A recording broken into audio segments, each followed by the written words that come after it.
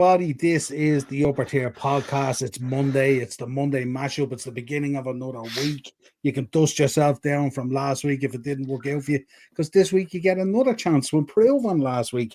Joining me, as always, my co-host on the Monday shows, Marky. How are we, sir? I'm good, cuz. How are you keeping? Good weekend for you? Yeah, very good weekend. As we spoke about last week, could be a pivotal weekend. Yeah, definitely. So, yeah, pretty cool. But we do have a Premier League review, and we've also a Premier League midweek preview. Yes. And we've a little bit of extra beat the bookie, and we've a bit of League of Ireland. But Yeah. when we have an extra beat the bookie, there's a certain person who you won't go missing. Who will always show up when there's an extra beat the bookie. So there you go. So go on the Dazzler. Infiltrating the Monday mashup from the. I was listening to Marky say, didn't do any bets, and I was like, "Don't worry, I have you covered, Marky." There we I'll have go. a look when you are doing yours. I didn't have a chance to do anything at all today, so whatever you do, when I'm telling you what my bets are, do not tune into them because they are way out there this week. I'm usually quite conservative with things, but Niall went a bit fucking cuckoo crazy there a couple of weeks ago and gave me all these last week and gave me all these bananas odds, and I was like, you know what? Fuck it, let's have a little look here. So we went fishing. I don't think I even got one right. I think no. This is why it was 17 million to 1. But you know, you still have to take a punt on it. Like. Absolutely. My bets died on Friday night, which is even worse. I didn't even get a look in. Well, folks, anyway, this is the Upper Tier. It's the Monday mashup. Always a fun show. Joined by Darren this week as well, because weather permitting, he was able to join us. So tonight, folks, we're joined by Soup and Sandwich. There you go. Joining me on the podcast tonight. How are we? Let's get into it. Am I sandwich because I'm a bit chunkier? Like, is that how it rolls? Pardon the pun, rolls. Hey. You buttered them up nicely there. Didn't there you go. Join us in the chat. Philip's in. Big up, Philip. Hi, lads. It's good to see Dazzler tonight. Thanks, Philip. Go. And William is in as well. What's up, lads? Good man, William. Good to see you. But before we get into the show, Mark, we have a new slide. We had a night out. Yes. Talk to me. Yeah, we're over in the Top Hotel in Slog on a Friday night with the Leeds legends. Andy Cousins was there doing MC. He was excellent on the night. And obviously Ian Hart and Stuart Dallas were there, so got over, set up, and the usual myself, Browner, one of my mates, Ray, came with me because he's a big Leeds fan. Well, he came up from Gordy and he met me there, and we went in, and it was a great night. I'd say there was about 200. You'd have to be a bit gory to be a Leeds fan, though, wouldn't you? Yeah. Oh, yes. I won't have a bad word said about Gordy. They sell lovely couches. You know the goriest thing about those. You know the goriest thing about those pictures, yeah? The teeth. Because I look. What's the story with Stuart Dallas's teeth? What's going on here? I sent Yvonne a text, and it's the very first thing she sent, right? And I was saying to her, you know, like years ago when you were out and like you're chatting to a bird and she's wearing like a local top, and you can't help but look down. Yeah, you did the same thing, only for his teeth. You couldn't. I didn't know where to look, and I said it to Dre. I was like, Dre, what's the story? Because at the interval, myself and Dre went in. Dino. How are you, Dino? Good man, Dino. Myself and Dre went into a room with the three lads. Dino, let us know if you want to join us. I'll drop the link in there for you. If you want. Dino, get on, man. We'll drop the link and drop the hand, Dino. Get in there, pal. Apparently, have you got Wayne coming on as well, no? Live from his dad's box room. No light shade on the bulb. Last I read, he was representing Greenwood. That's all I heard. So there you go. But yeah, no, it was good crack. We were in the room at the interview with the three lads, myself and Dre, and they were telling us a few stories, but I couldn't help look at Dallas's teeth. Like, but in fairness, on the night he was saying some stories about Bielsa and stuff like that. It was brilliant. Ian Hart actually talked about Saipan and stuff, and but the Bielsa thing, they said Stuart Dallas said the first week he came in, it was a Tuesday afternoon. It was the very first week he was there. The interpreter and himself came in, and they had a load of rubbish bags, and he made the Leeds players go out in the car park and around to clean up the rubbish. And he came back in, and he said, the interpreter said, lads, the people that come to see you play on a Saturday, this is what they do 40 hours a week, kind of trying to bring them back down to earth a bit, you know. But he was just telling us some of the training sessions and stuff, and he got beds put into the training ground, so you're not going home in between sessions and wrecking yourself with the kids and stuff like that. And I was brilliant. But Harty. Have you heard the one with Luke Ayling? Because Luke Ayling was captain, and when he came in, he said, like, you know, I want you. They had this hotel that they used to go to. Yeah. Right. When he came in the first stage. Sorry. And they had a session in the morning and they had a session in the evening. And he gave them a 4-hour, 5-hour block off in the middle of the day. And they were supposed to go to the hotel and sleep. And Ayling went in and said to him, like, listen, Gaffer, I have to drive past my house to get to the hotel. Like, that makes no sense. Like, why would I do that, blah, blah. He said, plus, it's the middle of the day. I've never had a nap in my life. Yeah. Like, I don't think it's gonna start happening now. So Bielsa was like, no, go to your room, you know, blah, blah. Ayling said he'd go, and when he'd finish the training session, he'd be like, get me to the fucking hotel. He said the sessions were just busting the absolute nuts off the boys. Yeah. And he said the boys were going and sleeping 3 hours in the afternoon. They were eating before the sleep, having a 3-hour kip, eating again and going back onto the training pitch and putting it in again. But he said they were like race horses. They were so fit. And you want that murder ball? They used to do that on a Wednesday. And he said, you want to see it, like the lads be dropping like flies and stuff like that. But it's funny, Stuart mentioned as well. Remember the game during COVID, the City game, he got the 2 goals. He got the late winner. Yes. He was saying, because they were like, oh, were you buzzing after? And he goes, yeah, but he goes, as a club leader, you know, they have to do all these interviews after. And he said, because I got the 2 goals and the winner, I was the one that done it. He said, by the time I done all the interviews and got back into the changing room, everyone was showered, dressed, ready just to go out. All the buzz was just totally gone, like, you know what I mean? So flat as a pancake.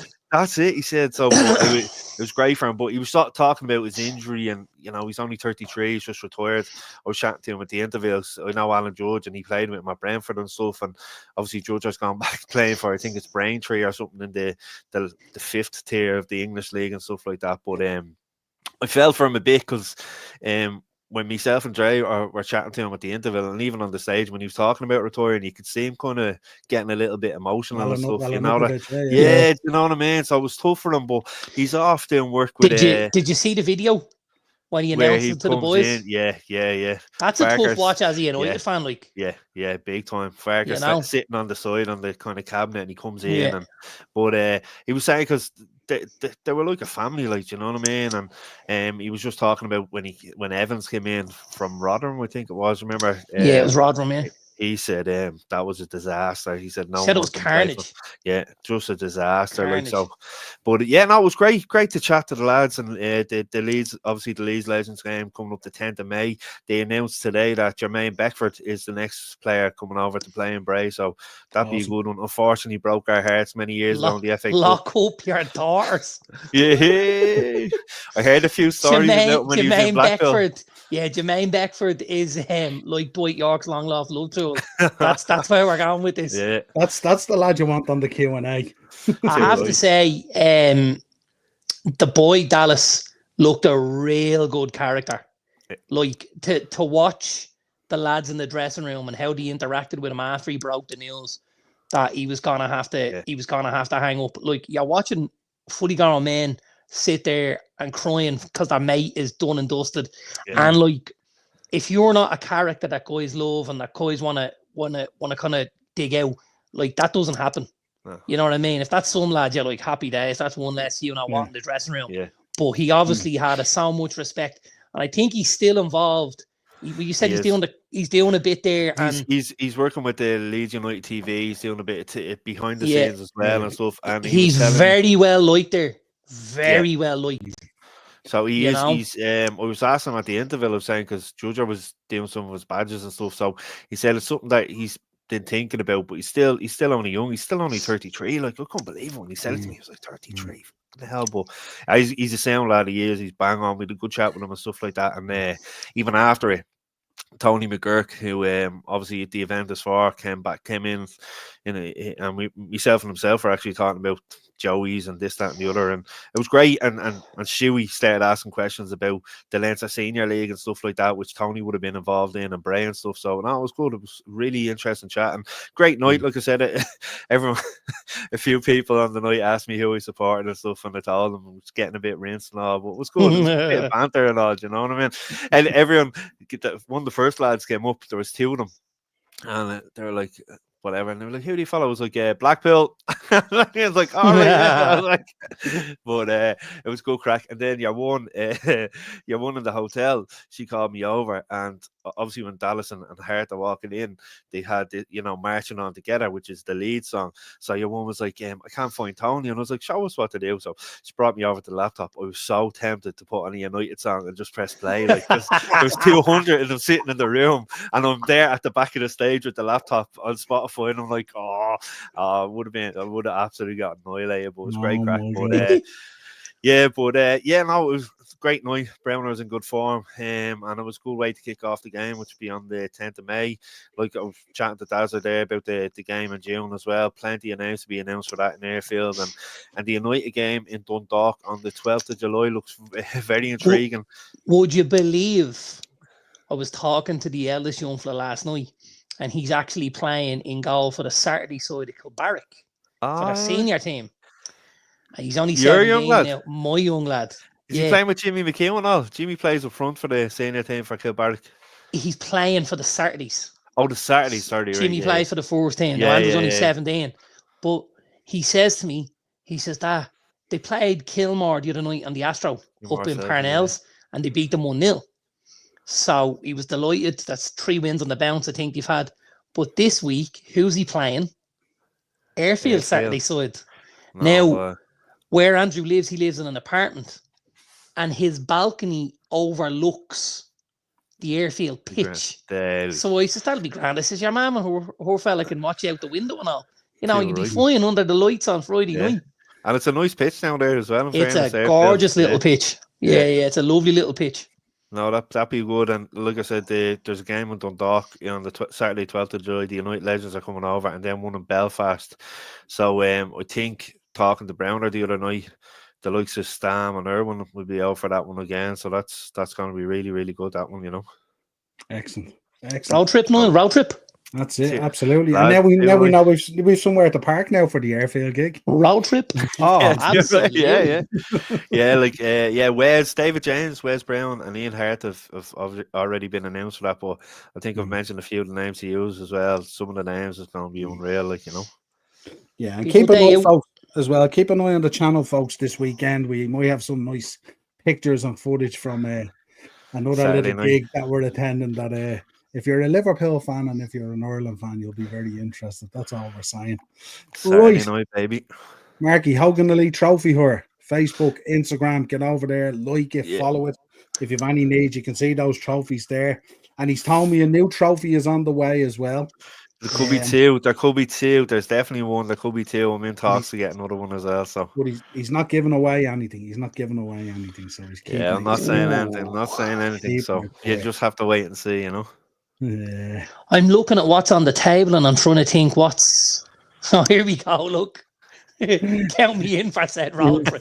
I'm speaking my tricolour speedo. You'll be in work trying to earn that good Vegas dollar now. Don't forget. Don't be blowing your load too soon. I'd like to pick you up at the Walkinstown roundabout and we do a few laps of it. Going round and round like the Champs-Elysees trying to get off it. Imagine Dino and Niall driving along. It'd be like Paddy and Max's road to nowhere. Let's go straight away. Look, what's this Liverpool Ireland thing about? I'll give you a holler after the show, yeah? I'll give you a holler after the show and fill you in. Can't say it on here anyway. Right, let's take a quick look back. Yeah, you guys for your sins and everything else. And if you're an Arsenal fan, you might want to look away. But we'll start off, Marky. Leicester 0, Brentford 4. Brentford on a rush the other night. Yeah, I'll just say I can see Joanne's not in the chat yet, so we'll have to wait and see. Yeah, listen, another very, very disappointing day at the office for Leicester.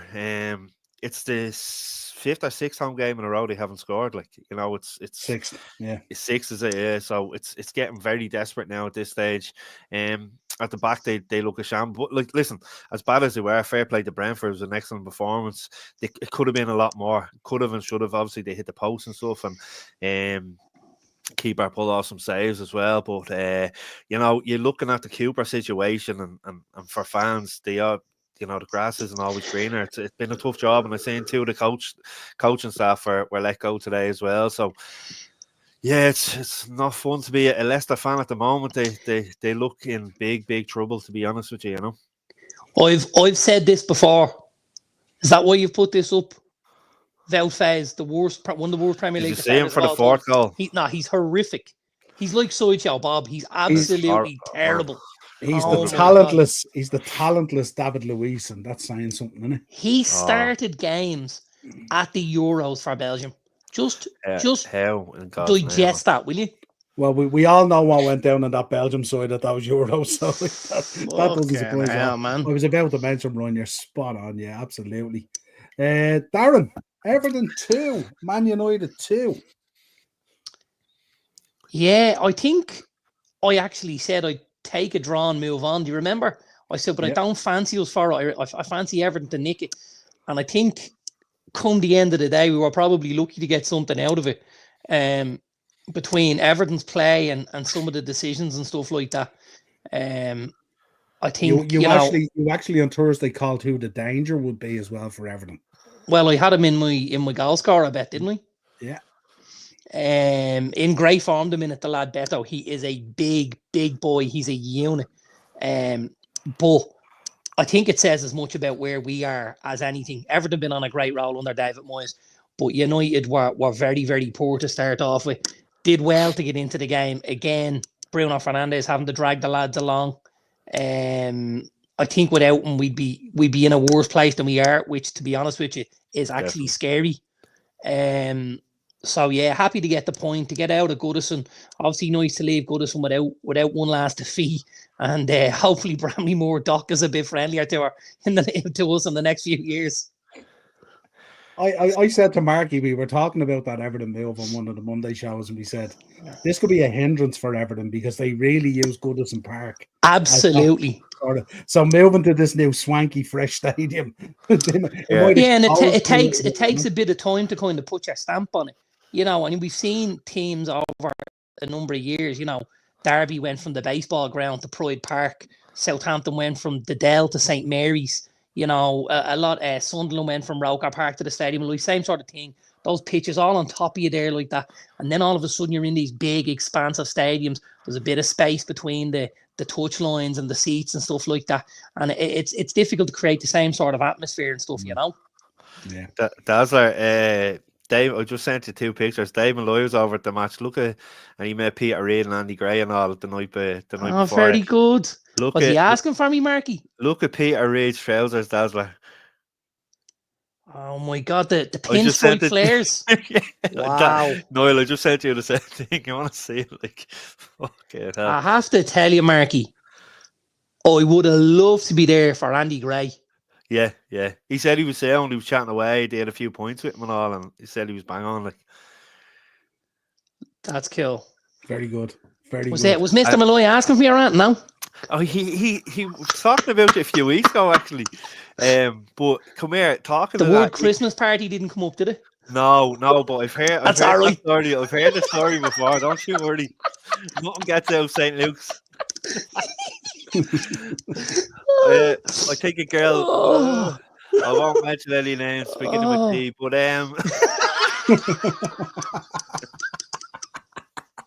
love it. We'll say no. God.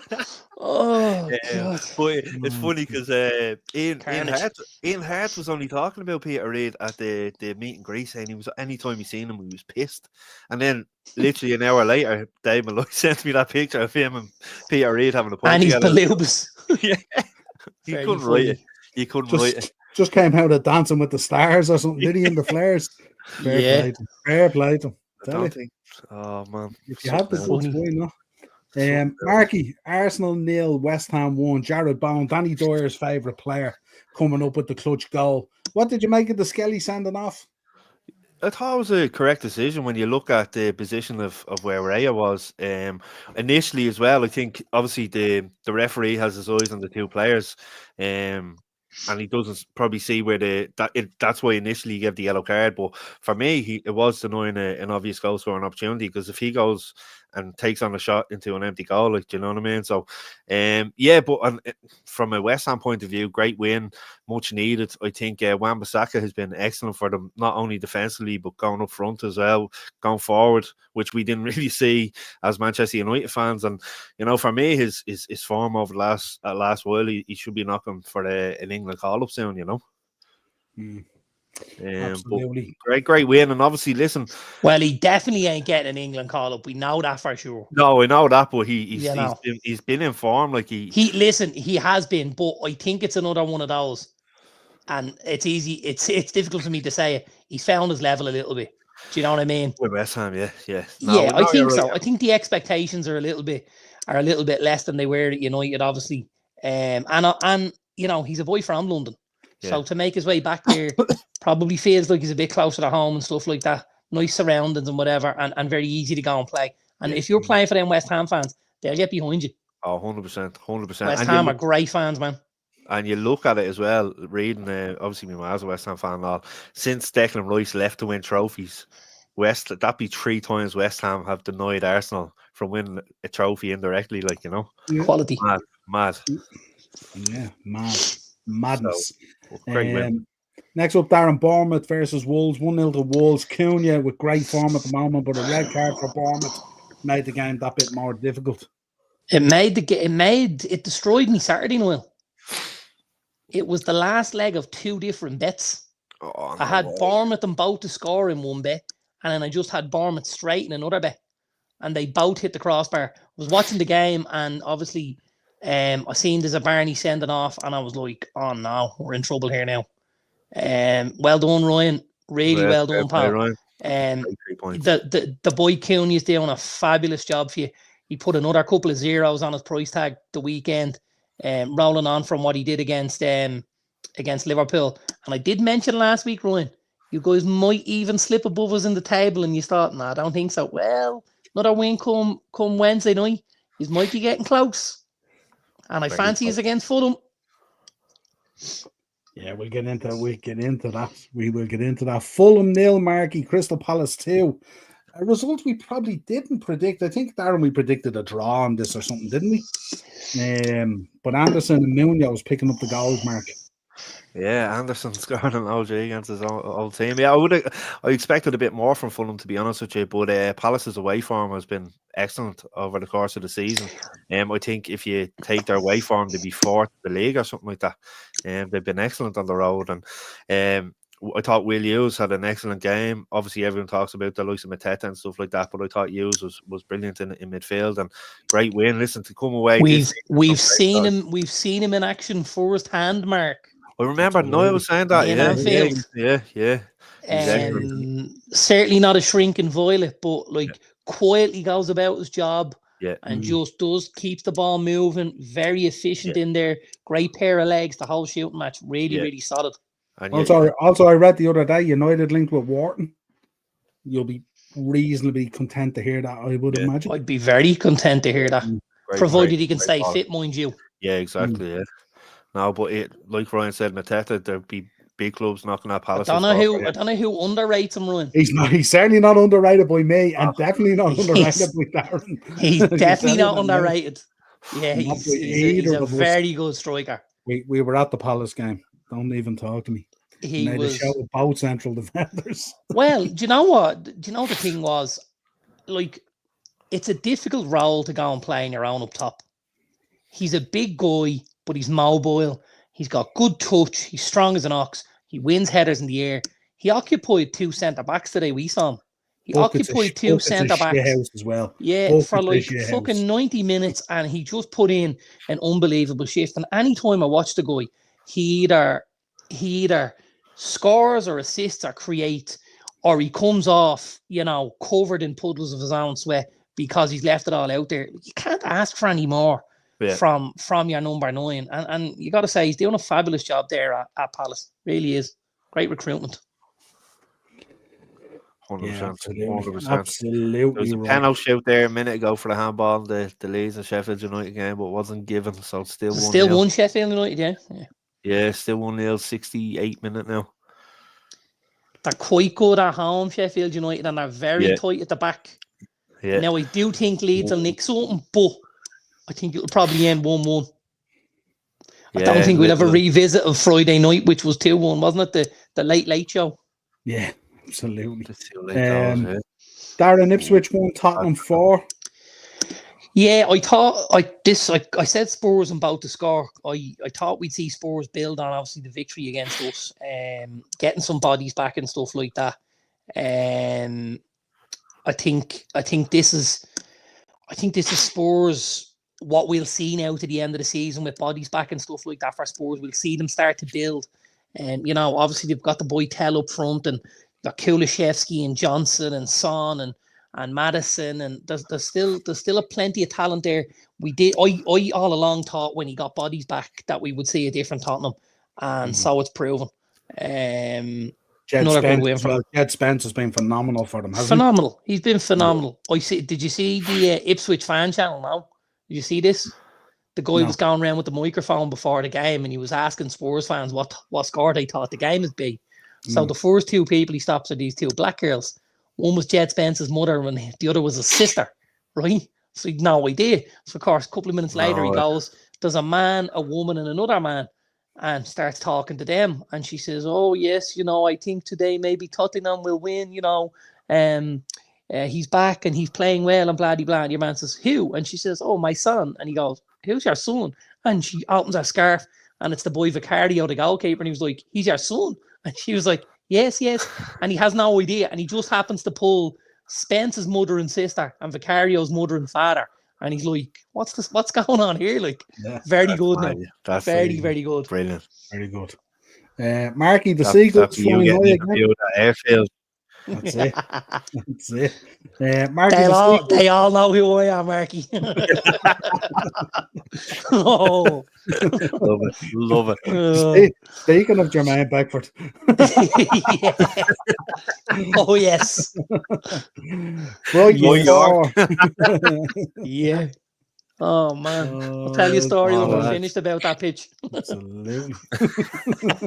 Certain sections of it. No. The section that's well trimmed. It's only one section of it I can remember.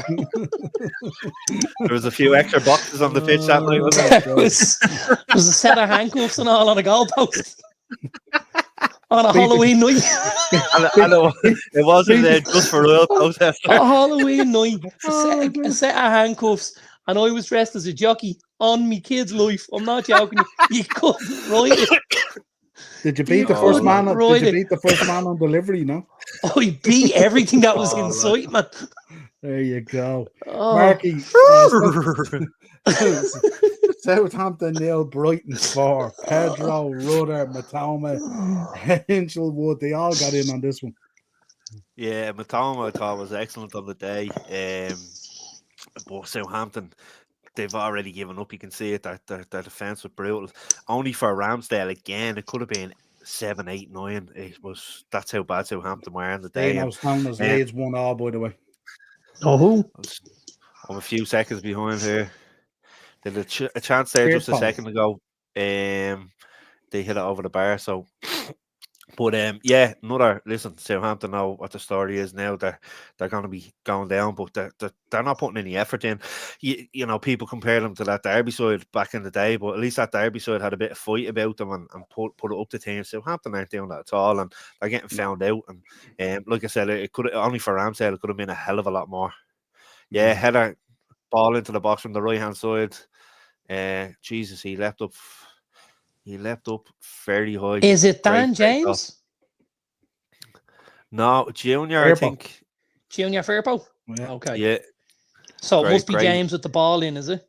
Yeah, from the right hand side. Like yeah. And Firpo, the left back, coming in at the back stick. Bunk.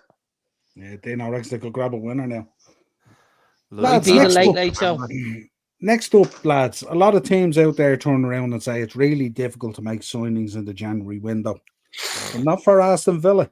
Aston Villa 2, Chelsea 1, and the two signings absolutely pivotal. Asensio picking up both goals, Marcus Rashford with both assists. I'm not giving you both assists.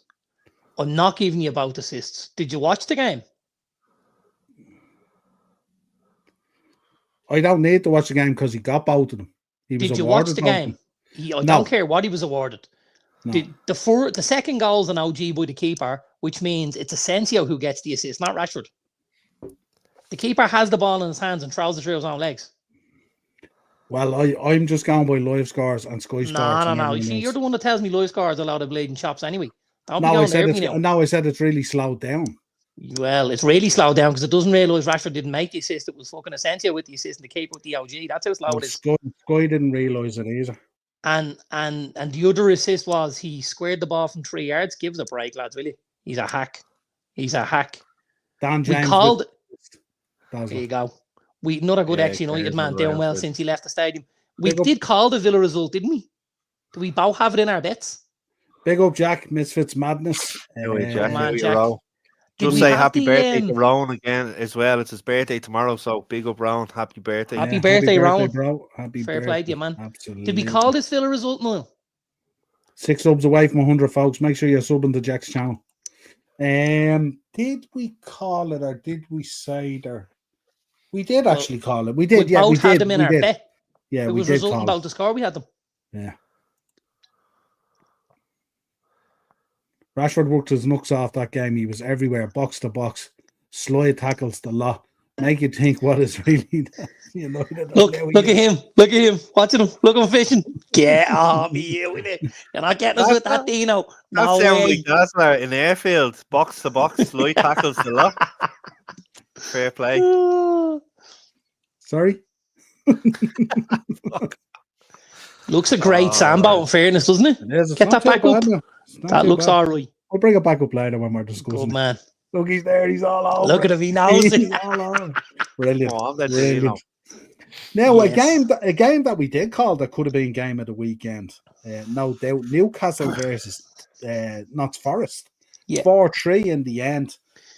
Newcastle went on a mad one, but Forest came back into it. But Nuno, not too happy at the end, walked off, didn't shake Eddie's hand. A little bit of a needle there, to say the least. A little bit disappointed.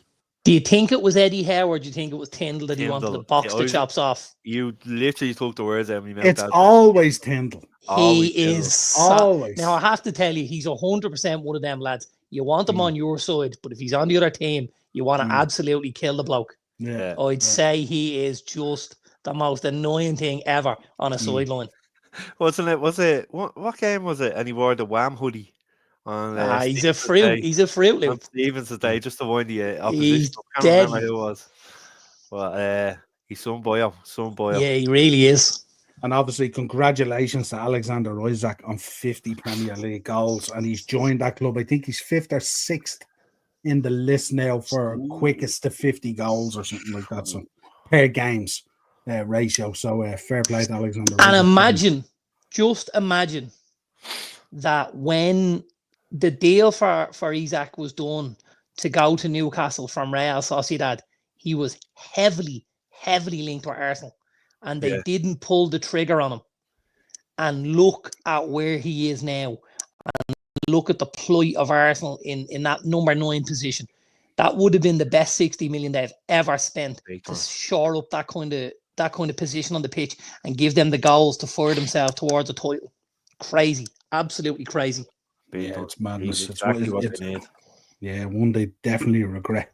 And then we round out the weekend. Liverpool winning 2-0 at Man City. I think the first time in nearly a decade we've picked up a win there or something like that, I read. Last time I think we won was a 3-1 win against Pellegrini. Yeah, I think the last one we won there was a 3-1 win against Pellegrini in the Premier League. And I called that as well. I said 4-0. Yeah. And you should have been 4. It should have been 4-4. Yeah. First goal was a beautiful training ground goal, I have to say. It was a really well taken goal. But it doesn't. I don't think the deflection takes away from the move. I mean, it's going in without the deflection. It's a really well worked move. The touch off the front post was beautiful. And again, Dominic Szoboszlai, the work rate and everything that he's putting in, having a phenomenal season. Really, I was a bit upset with Dominic, if I'm honest. I had him on me bench in fantasy. Oh, no way. Okay. Goal and assist, couple of bonus points, 2 for minutes played and 1 for the clean sheet. 13 points sitting there for sub. No. Yeah, no. That's right. Back in the first league win there in a decade. Yeah, absolutely. I had him in the team a few weeks, so I took him out and put Matoma in, but I had Matoma in on Saturday, but then I had a couple of other boys who let me down as well. Cloyvert did nothing, and the boy Morgan Rogers as well. Bit upsetting, but listen. Have you had Palmer in the team, Dazza? He's been I haven't had him in for about 4 weeks. Yeah. About 4 weeks, I'd say, Mark. I took him out. Now they've a good run of games, Chelsea. That's what I was looking at. Yeah, I still have him in, but because we were doing. I'm not generally up in the morning when the kids go to school, and by the time they come home, I'm gone for work. Yeah. So the little lad was doing his fantasy football tonight before he went to bed, and he took out Luis Diaz, and I says, "Who do you want to put in?" He was having a look, and then when we got to the end of it, he says, "I think I'll Captain Palmer, Dad." He said, "At home against Southampton, he should get 2 anyway." I says, "Away you go." So. No, it is. Like you said, good run of games coming up to pick up points for himself. Dino just led me into this one, obviously, lads, because there is only one Egyptian king at the moment. Anyway, that's for sure. Premier League at the moment, Mo Salah, lads, 41 GA in 27 games. Only one off his best season ever, which was within 36 games, and overall 51 GA this season. Has he overtaken on Thierry Henry or anything on the list of goals and stuff like for the Premier League? Yeah, he's gone. He went past him. Yeah, him. No, I'm slagging you. Do you remember? He took him and Lampard out. Yeah, we're on the road to Aguero, aren't we? Do you remember he kept popping up the slide? Yeah. I haven't got to Aguero yet. That's coming. Don't worry. That's on order. Don't worry. Will you make it to Aguero? I think so. I think he will. How many goals he off? What's he off him now? Is he 8 or something? Is it 7? I thought he was about 8. Yeah, well, it might be 7 now after yesterday. It might be. It might be. Yeah, it's well within reach. Well, listen, if Southampton are down tills, we're playing them in a couple of weeks, so there's an opportunity. We'll bust them. That also might be an opportunity for Chiesa to get game time and the rest of the likes of Salah with Champions League football coming up. Keith says he's only 2 goals off Aguero. Wow, is he? Yeah. Wow. Keith, is this a rhetorical question? Yeah. It'll be 14 come Wednesday, depending on what the lads predict. Well, yeah, I got a message off one of the lads, Eddie. He's a big Liverpool fan of Navan. He runs the Navan Reds, and he's earmarking the Premier League trophy for the end of the season already. He's 2 off Aguero and 5 off Andy Cole in 4th. And Andy Cole's in Ballyer on Friday night. You see that, Dazza? No, I didn't see that, Marky. Him and Pete Boyle were doing a Q&A. Obviously, I was at the Leeds team, but apparently it went well. Yeah, it was a good night. There's been a good bit recently. I seen obviously Cantona was here as well. Did you see that? Yeah, he was in the Helix. That's one of those mad ones though. That's like you're paying £300 for a meet and greet, like, you know what I mean? Big bucks. I seen it. I know a lad that did the meet and greet. Shout out to Jay. Jay's a good lad. Jay McGuinness, great lad. But that's big bucks now. Mad. Did you see the pictures of Cantona and the gear? Yeah. He's out there, isn't he? Oh, he's out there, man. Vaughan's mate, Steph, got flying out on the Saturday morning to Manchester for a match, and Cantona was on the Ryanair flight, and she got pictures of the young lads and all with them. Yeah. So apparently whoever booked him the flight done him dirty, because it was United were playing that morning. The flight was just fully United fans. Yeah, he's at the gate just taking pictures of everyone, like, you know. But yeah, he was down in the INEC and obviously done the Helix and stuff. And I think Larson or Solskjaer was there as well. Solskjaer was there. Yeah, Henrik Larsson's coming up as well. But they're mad money. Like Andy Cole, £30 in to meet him and Pete Boyle and get a few things on Friday night. You know. Yeah, so great value. It's about time. It's about time someone did him dirty. That's all I'm saying. Oh, I picked up the white suit from the cleaners. I was gonna say, is he giving you no trophy vibes in the 90s? Is that what's wrong? Listen, he broke my heart in the FA Cup final, didn't he? Forget about the drop kick and everything else. He absolutely broke your heart. You know why he broke it? I had a week's wages on it with a guy who I worked with in Microsoft. Oh my God, a week's wages. Yeah, and that was a week's wages back then. That was really important back then. That was the height of my clubbing days. In the pod. So I had to sit in for a week. Jesus, that's rough. Christ. Never forgave him for it. I'll go to a beat of that year, cuz. I still went to a beta. Didn't he? What was? Don't be silly, Mark. We'll never not affect that. Where was the pod? Was that like near where the Bleeding Horse is now? No, the pod. Yeah, around the corner upstairs. Yeah, around the corner. Yeah, at the side. Next door to the Mad Albion. spot. You had the pod, the red box, and the chocolate bar. No, red box. That's the one I'm thinking of. Up the stairs. Yeah, that's crazy. That was the crazy. That was warehouse vibes. Yes. But the pod was. But that place was wild. That red box was wild, man. Absolutely. Good times. Good times, I tell you. Sweat box. That too. Well, anyone catch up to Alan Shearer 260 goals? I know a lot of people are saying Haaland, but I think he will leave City in 2 years. I suppose the only one who will don't even know it'll take 2 years if he keeps going the way they are. If Mo signs the 3-year contract, potentially he might be able to get there, but he'd have to maintain the kind of levels he's at the moment. So whether he could do that. And do we think Kane is coming back with unfinished business? I don't think he'll come back this summer, but I do think he's coming back with his eyes on the prize. And will he wear the mask, or do you think? Oh, Harry Kane. Sorry, yeah. he'll definitely wear the Bundesliga medal. That's for sure. They'll probably give him one of those big medals when he wins it. You know, like those first day badges at school for lads, like the lads out in the in-betweeners. The happy birthdays. Hello, my name is Harry. Yeah, Harry Kane, big Bundesliga medal. It'll be the size of a dinner plate. Everyone else will be the normal size. There you go. You're a wizard, Harry. Right, let's get into the midweekers then. Marky, Brighton, Bournemouth. Yeah, obviously Bournemouth will be wanting to get retribution for the weekend, but Brighton are just in some form at the minute. It's gonna be.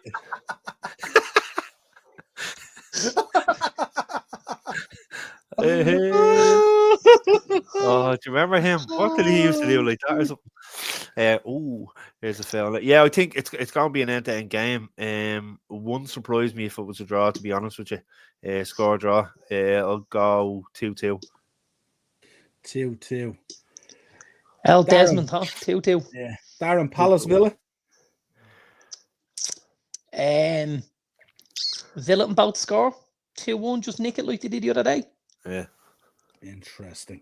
I don't think Kane or Salah will catch Shearer. If Haaland stayed long enough, he probably would. Depends which version of this Man City team he's playing in, doesn't it, I suppose? Yeah. Look, he ain't catching them in what he's in at the minute. Absolutely. Did we hear the talk of the? We've obviously seen the rise, but now we're seeing the fall of Kevin De Bruyne. It was I heard a few people today saying it was almost hard to watch. A lot of City fans were saying it was hard to watch, even him and Gundogan and a number of the players actually. Yeah.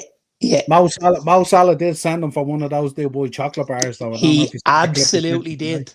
Yeah. Absolutely. Yeah, because it was on here in the house and actually when he done it, Brody shouted taxi at the TV. Yeah.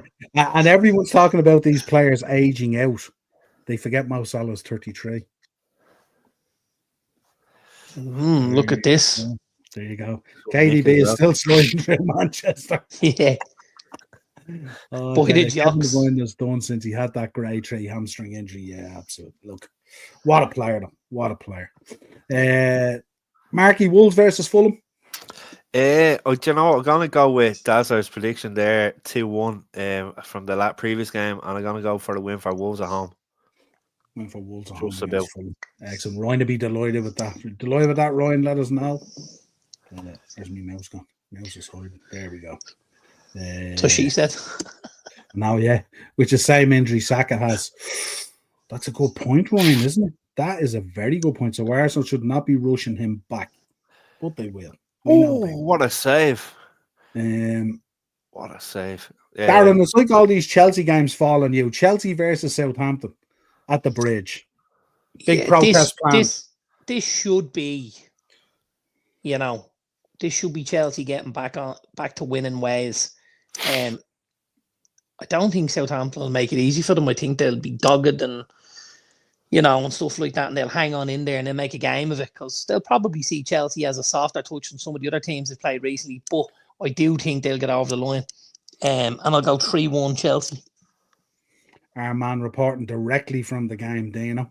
Yeah, now it's a corner from Leeds. How's he nicked it? Yeah, 88 now. Corner came in from the right-hand side, and it looked like it's the boy Tanaka. Junior got a header onto it and goes to Tanaka at the back post. I can't see if it hit the underside of the bar and goes in, but and am I right in saying Tanaka got one at the weekend as well? Did he get one last week? I think he got one last week. Did he get the second one as well last week? Or was it? I think he got one the other day. Farker's up in the stands anyway. He's on the phone to someone there. They're over in the left-hand side where all the wheelchairs are. All the crowd are going bleeding mad there. Jesus, twice in 2 weeks, man. Twice in 2 weeks. Two big results against Sunderland and Sheffield United. This will put them five clear at the top. I'd say that wheelchair section in the Leeds section must be like Lourdes at the moment. Is that lads running around nearly? Yeah. Unbelievable. Thank God. Fantastic for Leeds. And what didn't the Sheffield United get docked 2 points as well? They so did imagine as well, the defender. It was an attack team with Funaki. The Sheffield United play. He's on form tonight, isn't he? Yeah. The defender tried to head it out and he heads it onto the underside of the bar and it goes in. He says Strike got both. He's obviously Pascal Struck got both of them. Yeah, that's right. Oh yes, came off the bench and got both of them as well. Actually, yeah. Here's a question, lads. Do you think City will be back next season, or do you think it will take a bit more time? They will 100% be back. I don't think they will. Do you not? No. No, I think there's a little more than just like there's a serious clear out to happen here at City. Dino's updating us again. There's a serious clear out to happen at City. I mean, if you look at it at the minute, you're talking Gundogan, you're talking De Bruyne, you're talking probably the boy Kovacic, you're probably talking Mateus Nunes. You're probably talking Jack Grealish, you're talking Ederson. Like you could be 6-8 players in there. And like that's an awful lot to bring in and expect the kind of cohesion that you need to win a league title. Like do I expect them to be a much better version than they were this season? Absolutely. And I think I expect huge things from, obviously Savinho, who's looked like a good player since he came in. And we talked about him yesterday in the chat. The boy Marmoush looks absolutely unbelievable. A full season under his belt at City next year, he could be a really, really big threat there for them. And then obviously Rodri coming back. Yeah, it's going to take big money. Will everyone settle straight away? I think top 4 be target, then go from there. I don't think the money will be an issue, that's for sure. And if they get their way with this sponsorship stuff and all, there's talk Guardiola leaving City at the end of the season. Now, it could be BS. Yeah, I don't see him leaving right now. I don't think he'd leave them in that kind of situation. I think if he won the title next year, the year after, I think then you could see him walk once he's left them back where he kind of wants to have them type thing, Yeah, Marky, Brentford, Everton. Yeah, again, this should be a good game. 2 teams in really good form at the minute as well. So I'm going to sit on the fence on this one. I think it'll be a score draw. I'm going to go actually Splinters up the hole. Hey. I'll go 1-1 here. 1-1. Darren, Man United, Ipswich. Result I'm about to score 2-1 United. 2-1 United. Marky, Nottingham Forest, Arsenal. This could be any scoreline, lads, couldn't it, really, when you think about it? No. What are you going for? This has Forest written all over it. Yeah, no. Forest. This is Forest written all over it. 3-1 Forest. Are you going 3-1? I'm going to go 2-1 Forest. It should be it. Did you see, lads, did you see Sterling the other day? The free kick. he lined himself up for, and then straight into the bleeding wall. Like you're talking about Saka being out, and you have Sterling there and stuff, and obviously mentioned the players like Isak if they missed out on and all, they're bleeding shambles. Yeah, I think so. I think Forest anyway. Yeah, I think Forest. I think Forest have goals in them, and I don't know where Arsenal are going to find goals. This is the problem, and they're shot for confidence as well, and that's a really tough place to go. Especially under that pressure, and they'll be really and down. Under the lights. The midweek games are a different game than Saturday 3 o'clock. They'll be down from the weekend as well. They will, because they'll know that they've just handed it to Liverpool. Tottenham, Man City, Mark. Sorry, I was just looking at Kiefer Moore coming on there for Sheffield United for 2 minutes to try change again. And they're 3-1 down. Yeah, it's a Here, joke. son, have 90 seconds, see what you can do. Yeah, know what I got for Get your play bonus. Yeah, I'll be getting that after that. Just with City, and they look shocking defensively and in the midfield against Euros. But Spurs are just so unpredictable. But I just give them home advantage here. I think they'll win 2-1. Okay. Liverpool, Newcastle. Are we back to 4-3s? Yeah, I think it'll be tighter than that. Sorry, I don't think there'll be that many. There'll be over 3.5. We'll see at least 4 goals. Okay. That's me bet. At least 4 goals in the Liverpool game. Don't forget, Newcastle Forest the weekend was 4-3. I think there's goals here. Ryan agrees with me here. He thinks there's over 3.5 as well. I think there's goals in this. I'll go 3-2 Liverpool. 3-2 Liverpool. I'm going to go 2-1 Liverpool because I think it might be a little bit cagey with the final on the horizon as well. So we shall see. I think 2-1 Liverpool. When's that? That's in 2 weeks or something. Or is it Sunday week? 16. 16. Oh yes, sorry, yeah. Who are we playing on the Friday night that weekend? There's something on the Friday night, then the Saturday, then that, and then it's Paddy's Day. Yeah.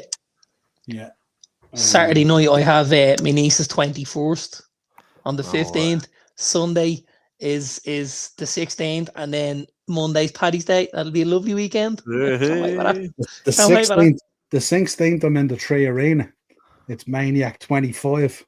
Going off to have a rave. Maniac 25. 5 years, yeah. So I'm going to that. Mark McCabe and all the boys are looking forward to that. And the 11th, I'm at Limp Bizkit. So that should be crazy. Oh, that's going to be a good one. Speaking of which, anyone a protein bar now? There we go. And we round out, Mark, West Ham, Leicester. Oh yeah, home win here, I think.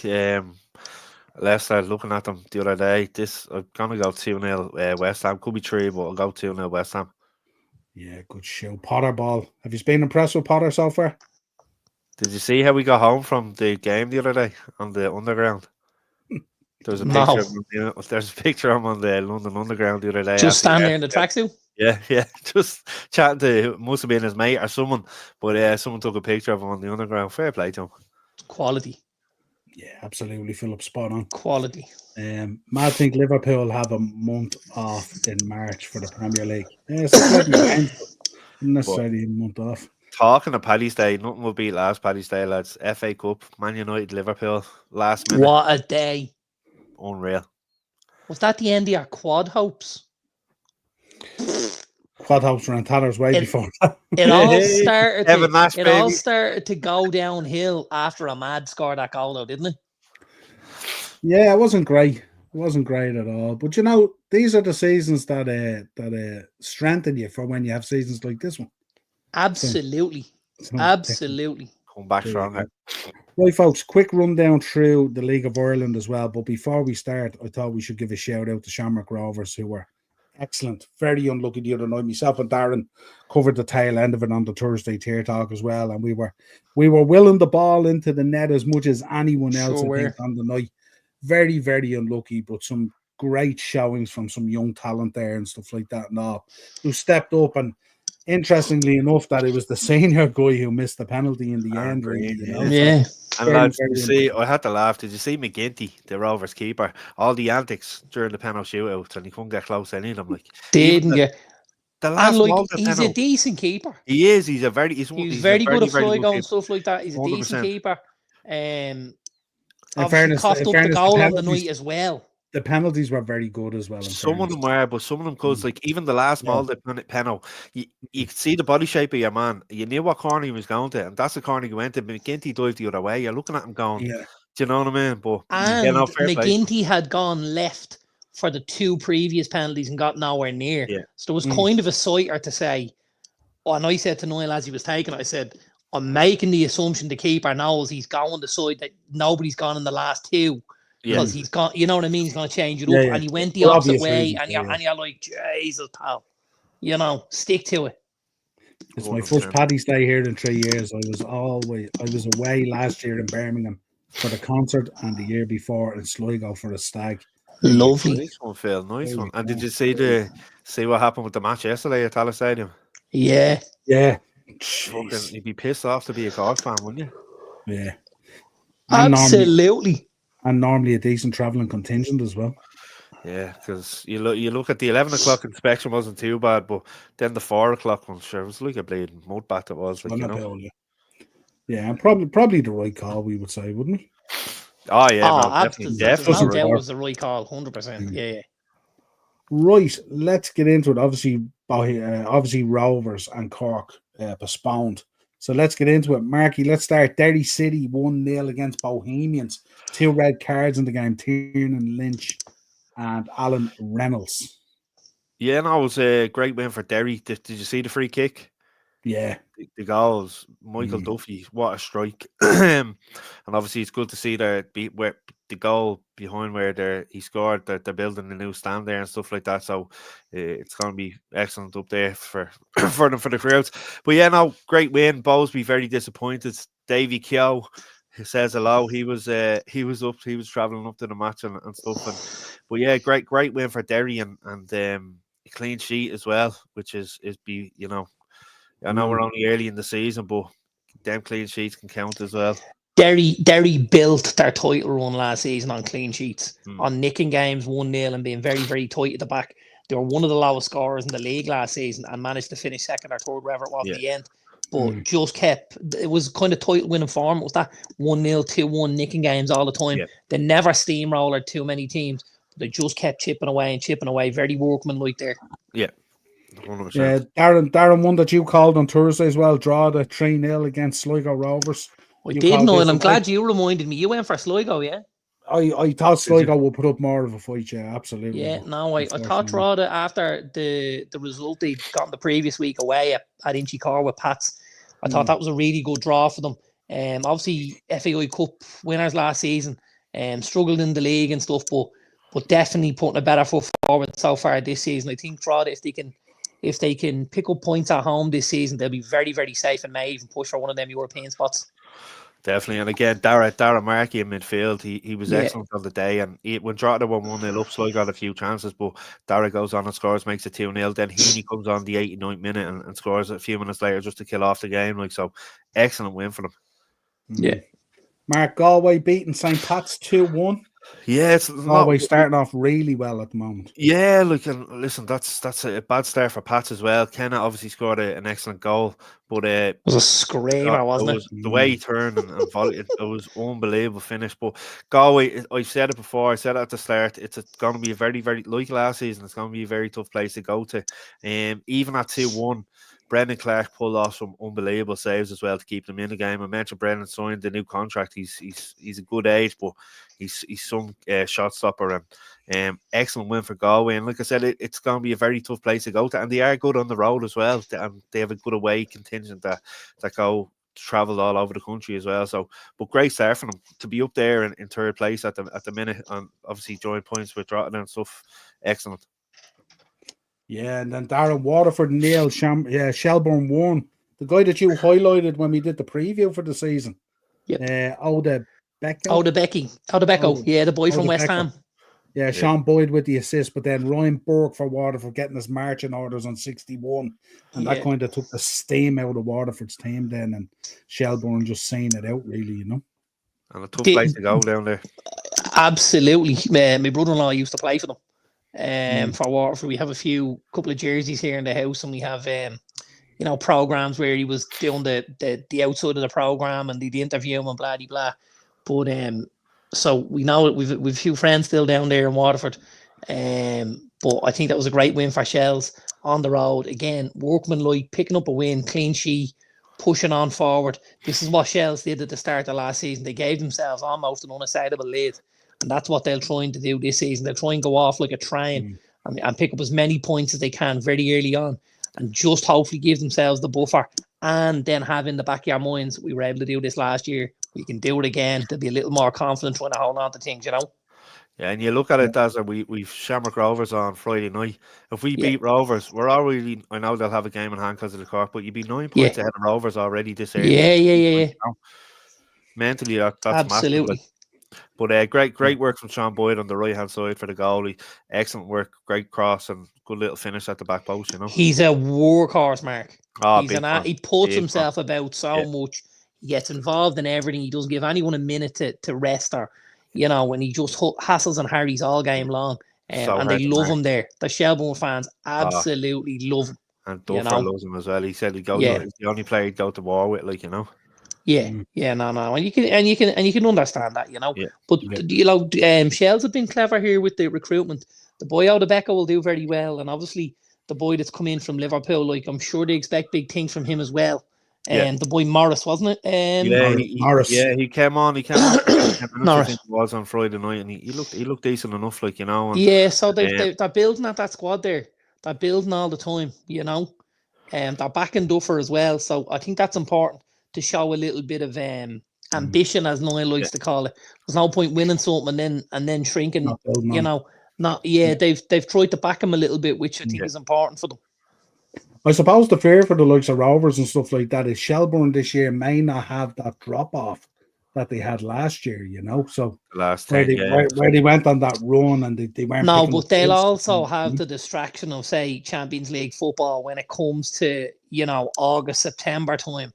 And Rovers won't be involved in that end of it, and they might be involved in Europa or whatever and stuff like that. But it can be tough for teams, especially like Shelbourne, who haven't. We talk about it in the Premier League. If you go from not being in Europe to being in Europe, and you have an extra 10 games, and you have to travel away, and there's a lot to it. There's a lot to it. So that's when you see the fall off, and that's when you see them lose games like that away in Galway.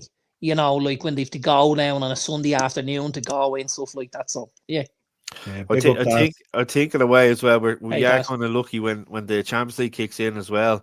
There's a break in the league. So from a Shell's point of view, it's kind of lucky. We're lucky in a sense, because obviously you look at Rovers now at the minute when they were on that run in Europe, and it's just starting back the league and stuff. So but definitely it's going to be an exciting year for us. Cork as well. Cork probably would have fancied that game yesterday as well, with Rovers being so disappointed. I think the reschedule will suit Rovers. Yeah, I was thinking that last night when I seen it, and I was thinking Cork could be kicking themselves. They might have fancied. 100%. Daz, are you impressed with LeBron signing a new 2-year contract, 101 million? He's the GOAT. We don't even need to mention Jordan in the conversations anymore. LeBron is the absolute GOAT, and I have to tell you, I've watched them twice recently with Luka Doncic, and the two of them as a combination are just next level. We could be looking at NBA champions here again. Absolutely.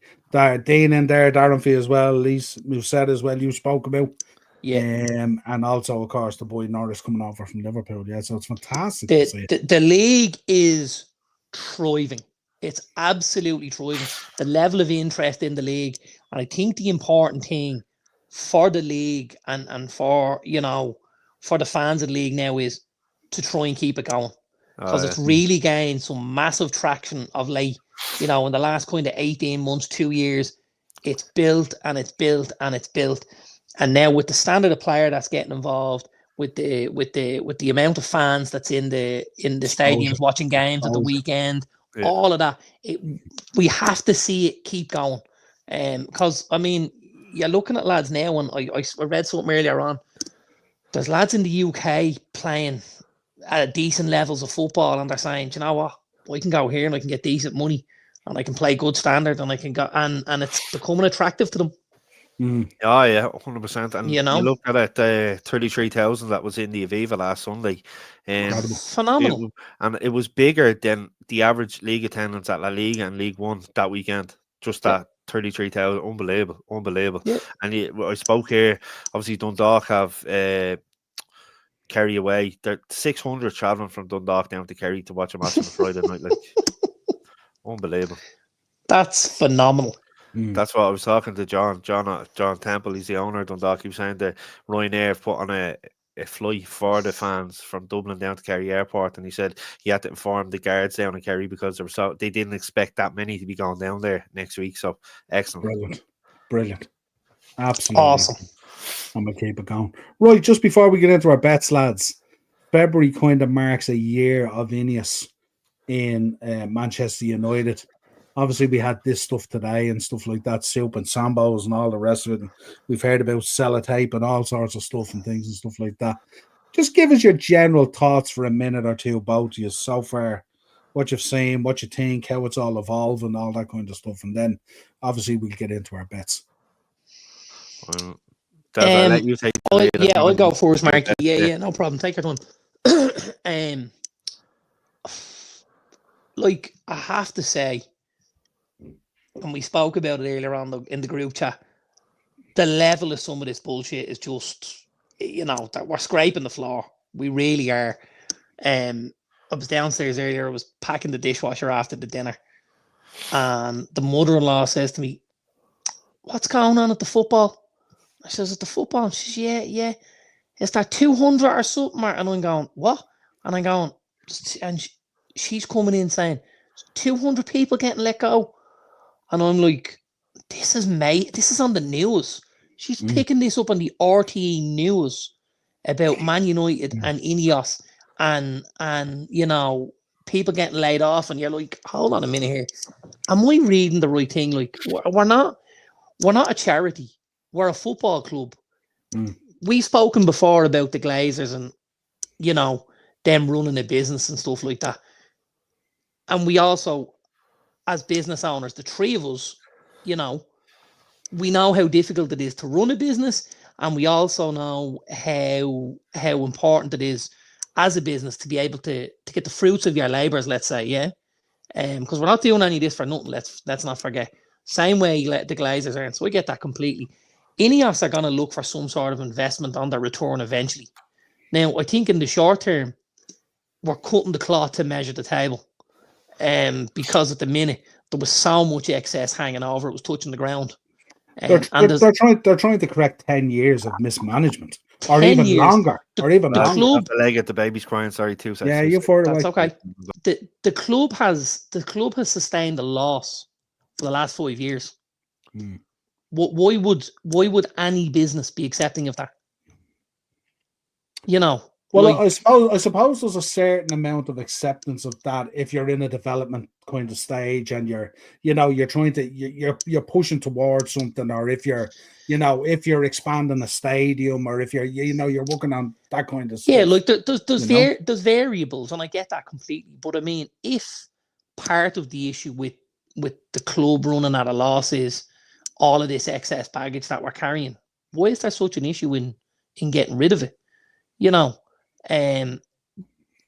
Like I obviously listened to Omar Barada today, and he talked about how the two most important things for us as a club is to be successful on the pitch and to be able to build for the future, and to build facilities for the club, be it stadiums, be it training facilities, So like, if I think my club are going to invest money, do I want to see it invested in lunches for staff, or do I want to see it invested in a training ground to better what we have?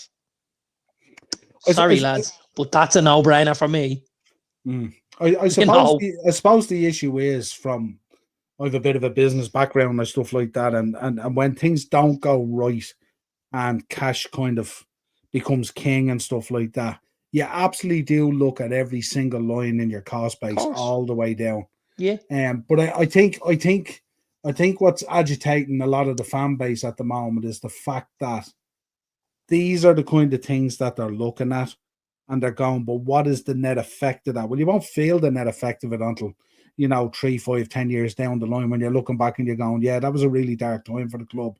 But these things all were put in place to correct the mismanagement of the Glazers over and 10, that's 15 exactly years what it is. Like, don't forget that Ineos are absolutely taking the backlash for the Glazers not running the club in the right manner. They're the shield. That's what it is. And I mean, for Omar Barada to come in to United from the job he was doing at City, and for him to, that's not a question. Don't be silly. That's not a question. I know I'm an Odegaard fan, but that's not a question. Don't say silly things now.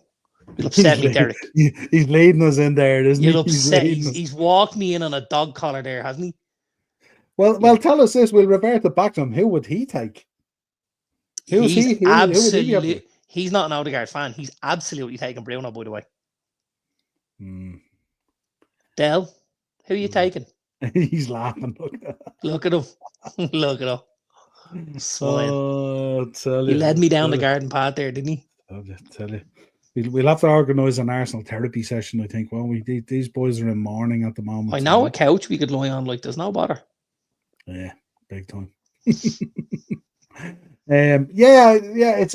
I suppose it's very difficult for the fan base to palate it because maybe they struggle to see the much wider picture, and their demand is really what happens on the green grass. But behind all the pitch and behind all the stands and behind all the fans, there's this whole other enterprise in there, this global club that's an absolute behemoth that has to be managed and has to be, has to be corrected, let's say, over a number of years. And that's what you're going to feel. And it's a difficult one as well. And I'm sure Amarin looks at it and goes, he had no idea really what he was coming into, really. Absolutely. And I think the biggest thing with Amarin is, like, we know this wasn't his chosen time to come. He said, I need to come in the summer when I can have 4 to 6 weeks with a group, when I can come in and know the players are there for the pieces of the puzzle that I wanted to use. And, I think we'll see a completely different side come August, September, October, when the changes are made and stuff like that. I think there's going to be a huge amount done in the transfer window.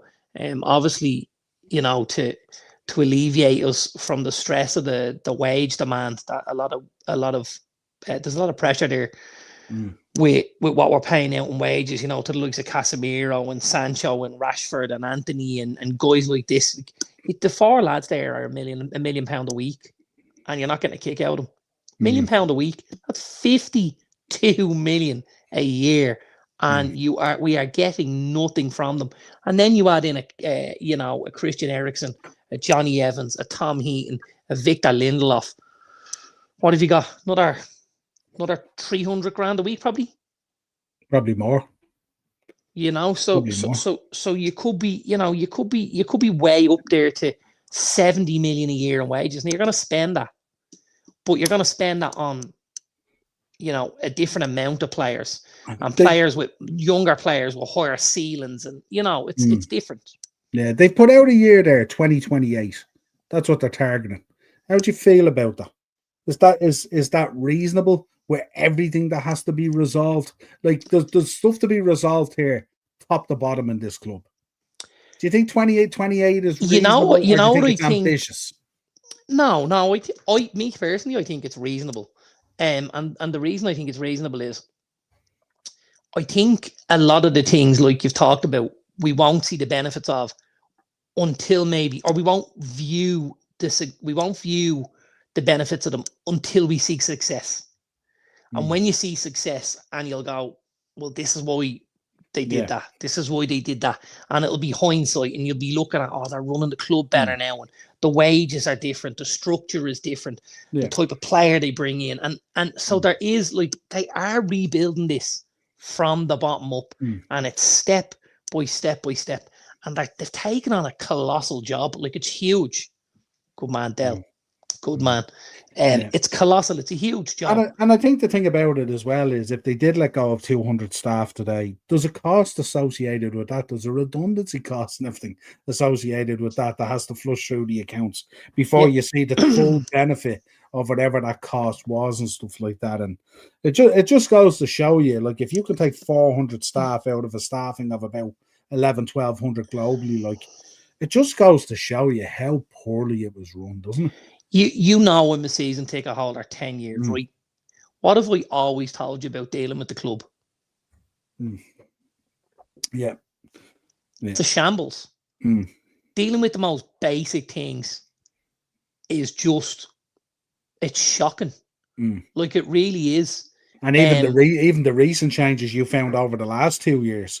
Well, here's the thing, right? Really out of kilter for you. Well, like, even, but I have seen improvements, right? Now, here's a strange one. We used to have United Direct, which was where you went to buy your United gear and you shopped online and blah, blah, blah. Everything was so slow. Everything was overpriced.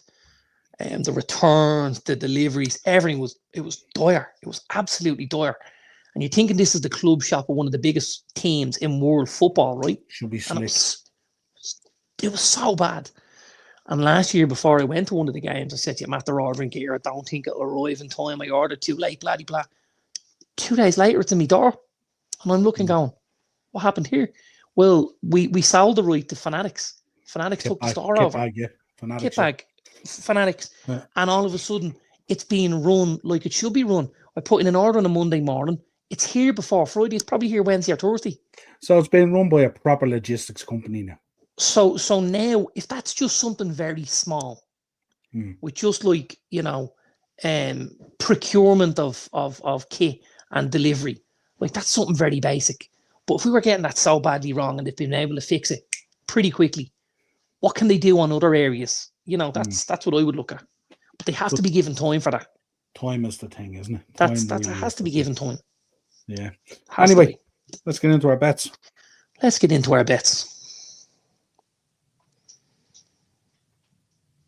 I'm going to do my bets first, and it's just for one particular reason.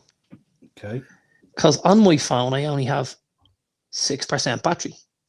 So I need to get the bets done before they're gone. Absolutely. So I'll start in, can we call it numerical order? Yeah. So I'll go in with my lowest price bet, which this week is 32-1. Okay. And this is my to score or assist. Now, there's a couple of lads here that are, what I would say, quite obvious. I've gone for Matthias Cunha, Wolves at home to Fulham. I'm looking for a goal or an assist from Cunha. I've gone for Chris Wood at home against Arsenal. I need a goal or assist from Chris Wood. Then I've gone Yakuba Minte at Brighton, who has been very, very good in recent weeks. Great show. Goals and assists. And I think, again, at home against Bournemouth, he is a nice price. And I'm going to round out, and I spoke to you earlier about this kid. I think we're going to see the boy Cheeto Obi start on Wednesday night. God, that's a shout, isn't it? Yeah, and I've gone for him to score or assist. I think Ruben Amorim, the chatter coming out from Manchester is that Ruben Amorim's getting very, very short with his patience with Rasmus Højlund. And I think if you look at what the boy Obi did on Saturday when he came on, changed the whole thing. He gave you as much in 20 minutes as Højlund did in, 65, even the decoy runs. Yeah, so I think home against Ipswich is probably the christening. I think this is his coming out party, and I think he'll get a goal or assist, and he'll have his name up in lights. So I'm going for Minte, Cunha, Wood, and Cheeto Obi. 32-1 goal or assist. Do you think he should be playing more youth? This is the time to do it. I think we'll see quite a bit between now and the end of the season. Absolutely. The boy Heaven as absolutely. Well. Yeah, he'll play. Heaven will play, and you'll see the boy Kone play as well. The boy Kone, this kid's gonna be a baller. The boy Kone, he was bought last year from Goiters, a very nominal sort of a fee. This kid is a gem. And the thing about it is, if he uses this next 3 months properly, in that thing, that could really help this summer. You learn well really all of a sudden, you're not going out to look for a 9, or you're saying to Obi, well, listen, you're going to be my second number 9. I'm going out to get a 9. Xerxes, you're going to play as a 10 along with Bruno and Mount and Garnacho and and whoever, and then we're going to put something in, and so there's opportunities there, Absolutely.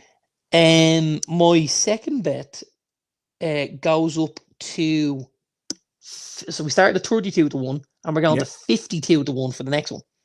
Nice. And this is our players to be carded. I went for 3 teams that I think are going to struggle on the night, and I picked a player from each of those teams. So the first one is Southampton. I think they'll struggle at Chelsea. And we know our boy Tyler Dibling likes the limelight, and he also likes kicking lads. So I've gone with him at 11 to 4. I've gone with William Saliba. At times can just be a little bit gung-ho in the Arsenal game. They're away at Forest. Chris Wood, Chris Wood at 9 the Daylights album, 11 to 4 again. And I round out, I think United will beat Ipswich. And I think another lad, we used to pick him all the time when he wore a blue jersey. He went to wear a black and blue jersey for a little while, and now he's wearing another blue jersey at Ipswich, and that's Ben Godfrey, and he loves the tackle, and I think he'll get a card. Interesting. What price is Gordon to be carded live to win 3-1, Dazzler? Liverpool to win 3. Liverpool to win 3-1 and Gordon to be carded. I'll have a look now in a second. And I'm gonna round out for you. And this is me big bet. So I want you to tell me, are any of these a stretch for you, yeah? Yeah. Or have I got any of them? So I've gone for 4. Yeah. And they come in at 300 to 1. Nice. Right. You're joining me now on these odds, yeah? Well, I just said I'd give it a spin. Absolutely. So we've gone for Man United at home to Ipswich. Yeah. 2-1 United. That'd get us up, right? Yeah. I've gone for Forest home against Arsenal. Yeah. 2 for 2. I've gone for Tottenham at home against Man City. Didn't get near it. Too risky. And I round out with West Ham at home against Leicester. No, I didn't go for that either. So I've gone United, Forest, Tottenham, and West Ham all result and both to score, and that pays 300 to 1. Don't think any of them are a stretch, if I'm honest. The Tottenham one could be iffy because you just don't know. Man City could just blow them away and they could look terrible, or maybe not. Tottenham might show up. It's very hard to know. It's definitely goals in both teams, but just again, it's the flick of a coin which way it might go, But the others nailed on. But I think Forest are. Be very surprised if Arsenal can. And they were also the biggest price, Forest. Yeah, 6 Forest. No, 13 to 2 on Paddy Power. Oh, it's gone up since I did mine. Then. Did you do Paddy Power as well? Or were you somewhere else? I did Paddy Power. I did it this morning though, so I don't know. So maybe I did it this evening. Yeah, I don't know. I haven't looked at team news, or maybe something's happened or something. I don't know. It's 6 to 1 it was here anyway. So, yeah, nice. That it? That is it. That's my 3. Right, well, I'll continue on then. I'll follow you on your result about the score. So I had United against Ipswich and I had Forest against Arsenal. I went for Aston Villa against Crystal Palace. Okay, yeah. That's what we called. I called 2-1 there. So yeah, I'm with you there. And I went for Bournemouth to bounce back and beat Brighton. Because Brighton's home form this season hasn't been. It's not great at the Amex. Yeah, they did all right in the 2 games against Chelsea, but other than that, they've been slipping up a bit at the Amex. So Bournemouth to take advantage there. And that pays 524 to 1. Wow. Yeah, because they're both 4 to 1s, the 2 different ones. Yeah. So you got 2 4 to 1s, a 6 to 1, and a 2 to 1. Just to go back to our friend Daz earlier. Yeah. Liverpool 3-1 and Gordon to be carded 32 to 1. It's a good price, isn't it? It's not bad, Yeah. Dazzler going big. There you go. We're going big these days. We need to make up for lost time. I went for I did your other one as well to be shown a card. Yes. So I went for 4. Give me the teams. Everton playing Brentford. Tarkovsky. No. Your old boy. Ashley Young. Might not play, but yeah. Came off the bench against us the other day. Yeah, I think he'd have him back in there. Chelsea versus Southampton. In that kind of Boydie midfield there, Caicedo. He's been having a bit of a run at the moment with cards, as far as I know. Yeah. Your other old boy, actually, Wolves versus Fulham. One who's normally nailed on for one. Another old boy, Andreas Pereira, not playing a lot of football at the minute, though. He came back in, didn't he? Come back in the last game or two as well, so you probably want to play him, I would imagine. And then I rounded it out with Brighton versus Bournemouth. And you have to be going with our boy Carlos Belieber, right? No, I did think about doing him, but I went with another kind of awkward shithousery as well, and Tariq Lamptey. Okay. So they're the 4 for that, and that pays 117 to 1. Nice. So that's that one. And then goal scorers, just went for 3 on the goal scorers. Justin Kluivert for Bournemouth. Away at Brighton, yeah. Marco Asensio to continue his form against away Crystal at Palace. And I went for another away. United versus Ipswich, 1 Liam Delap. Right. That'll pay all right. The 3 of those pays 56 to 1. Is it results or is it to score or assist or goals? No, player to score any time. It's not bad. It's not bad. So they were the 3 bets that I picked up.